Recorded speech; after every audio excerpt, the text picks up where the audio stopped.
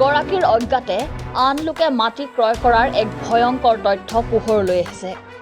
এই ঘটনা তেজপুৰ চহৰৰ উষানগৰৰ 16 নং ৱাৰ্ডৰ বাসিন্দা ফণীন্দ্ৰ কুমাৰ বৰাৰ ম্যাদী পট্টাৰ এক কথা 10 লেচা মাটি ভাৰ্গৱজ্যোতি নাথ নামৰ এজন ভাৰতীয় ডাক বিভাগত চাকৰি কৰা ব্যক্তিয়ে ক্ৰয় কৰা বুলি দখলি ল'বলৈ যায়। মাটি বিক্ৰী নকৰাকৈ আন কোনোবা লোকে দখলি ল'ব যোৱাত ফণীন্দ্ৰ কুমাৰ বৰাৰ পৰিয়ালৰ লোক আচৰিত হৈ পৰে।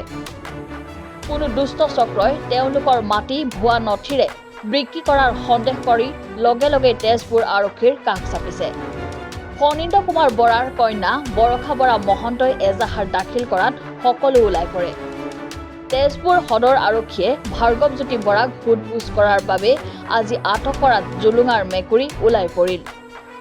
ভুৱা নথি-পত্ৰ দাখিল কৰি ফণীন্দ্ৰ কুমাৰ বৰাৰ নিজৰ ভাতৃ অনুপম বৰা আৰু তেজপুৰৰ ৰাজহ চক্ৰ বিষয়া কাৰ্যালয়ৰ লাট মণ্ডল প্ৰবীণ দেৱনাথে মিলি মাটিৰ প্ৰকৃত গৰাকীৰ অজ্ঞাতে বিক্ৰী কৰি দিয়ে।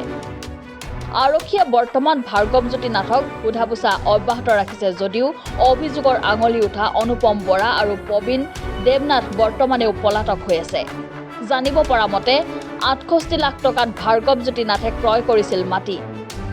এই ভূমি ক্ৰয় কৰাৰ কাৰ্যক এক বিশেষ জালিয়াতিৰ চক্ৰ জড়িত আছে বুলিও ভুক্তভোগীৰ পৰিয়ালে সন্দেহ কৰিছে। এইখিনি জনাব বিচাৰিছো যে যোৱা আপোনাৰ 3 তাৰিখৰ ৰাতিপুৱা 10:30 বজাত মানত মোৰ মাটিডোখৰত ভাৰ্গৱজ্যোতি নাথৰ ব্যক্তিগৰাকীয়ে কথা নাই বতৰা নাই মানে শিল বালি আৰু লেবাৰ কেইটামানে ঘৰ ফাউণ্ডেশ্যন খান্দিবলৈ মানে ঘৰ বনাইছে। তেনেকুৱাতে মই আহি সোধ-পোছ কৰিলো তেখেত আপুনি ক'ৰ পৰা পাৰ্মিশ্যন পালে কি পালে। এই মাটিডোখৰ মানে দেউতাই মোক বিয়াত উপহাৰ হিচাপে দি থৈছিলে কিন্তু নামজাৰি হোৱা নাই। মাটিডোখৰ এতিয়াও দেউতাৰ নামতে আছে। তাৰপিছত মই সোধ-পোছ কৰোঁতে তেখেতে একদম উগ্ৰ হেৰিত কৈছে মোৰ মাটি মই অৰ্ডাৰ দিছো। তাৰপিছত তেনেকে কওঁতে কৈছে আপুনি ক'ৰ পৰা কৰিলে এই মাটি মই জীৱিত হিচাপতে মই আপোনাক সুধিছো ভাল ভাষাতে কৈছো। তেওঁ মোক বেয়া অশ্লীল ভাষাৰে গতা মাৰি কৰিছে তই ক'ৰ পৰা আহিলি মানে মই ক'ৰ পৰা অহা নাই মই এই মাটি মালিকে আপোনাৰ ওলটাই মই সুধিছো। তেনেকে কৈ পেলাই মই দেউতাৰ ওচৰত যাওঁতে মোক বটা মাৰি তেতিয়া বেমাৰী মানুহটো ওলাই আহিলে যিহেতু একদম মানে এখোজো কাঢ়িব নোৱাৰে হাৰ্টৰ পেচেণ্ট। তাৰপিছত মই দেউতাক যাওঁতে তেওঁ মোক পিঠিত হাত দি চোলা ফালি দিলে। ইমান হুলস্থুলৰ সময় যিকে ওচৰৰ মাইকী মানুহ এজনীয়ে মানে চুজা পিন্ধা এগৰাকীয়ে মোৰ উনাখন দি মোক ঢাকি দিলে। সেই পিছত মই দেউতাৰ ওচৰত যাওঁতে মই মাইকী মানুহখিনি সময়তে তেখেতে এই ভাৰ্গৱজ্যোতি নাথে দেউতাৰ ওচৰত গৈ পেলাই দেউতাকো মানে এনেকুৱা এটা কটা মাৰিছে বেমাৰী মানুহটো হাৰ্টৰ পেচেণ্ট মানে এই তন্ত্ৰমালাটো পিঠিত দি ৰখিছেগৈ। তাৰপিছত তেখেতক সোধোতে সেই দেউতাৰ ওচৰত যেতিয়া মই গ'লো লৈ তেওঁ সেই লেবাৰৰ পৰা অশ্লীল চোকা দা ওচৰত লৈ পেলাই মোক ভাবুকি দিব কৈছে তোক ইয়াতে কাটি পেলাই ইয়াতে পুতিম। মই কৈছো মাটিখিনি মোৰ আৰু এই মাটি দেউতাৰ ম্যাদী পট্টা আছে আজিলৈকে মানে যোৱা বছৰলৈকে 2024 চনলৈকে আমি খাজানা দি আহিছো। অতীজৰ পৰা কাগজ এতিয়া মোৰ তাতে আছে। কৈছে মই খাজানা ময়ো দি আছো। আপুনি ইমান ফ্লড মানুহ মই আপোনাৰ কথা বিশ্বাস নকৰো। কৈছে আপুনি আপোনাৰ ডকুমেণ্ট দেখাওক।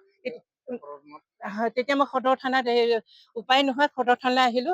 ইয়াৰ লগত আপোনাৰ জড়িত আছে মণ্ডল কি দেৱনাথ আৰু মোৰ ইয়াৰ লগত জড়িত আছে মোৰ জ্যেষ্ঠ দাদা অনুপম বৰা আৰু আপোনাৰ ভাৰ্গৱজ্যোতি নাথ। এই তিনি গৰাকীয়ে মিলি পেলাই এই মাটিডোখৰ কাৰচাজি কৰি বিক্ৰী কৰিছে। আৰু এইটো মইও গম নাপাওঁ মোৰ দেউতাও গম নাপায়। ভাৰ্গৱজ্যোতি আৰু কিনোতে মাটিডোখৰ মোৰ বুলি জানে তেখেতে জানিও এই কাণ্ড কৰিছে। সি মণ্ডলক 68 লাখত কিনিছো বুলি কৈছে আৰু মণ্ডলৰ জড়িত আছে। তেখেতেও পইচা খুৱাব লাগিব। তেখেতেও জানে মোৰ মাটি যিহেতু তেখেতে মাটি কাম কৰা মানুহ মাটি কাম কৰা এইটো পইচা ঢালিছে। ডুপ্লিকেট ডকুমেণ্ট ওলাইছে ডুপ্লিকেট কাগজ ওলাইছে। ইয়াৰ লগতে মানে পইচা ঢালিছে কাৰণে এইটো ডুপ্লিকেট কাম হৈছে। সেইকাৰণে মই আইনৰ সহায় লৈছো।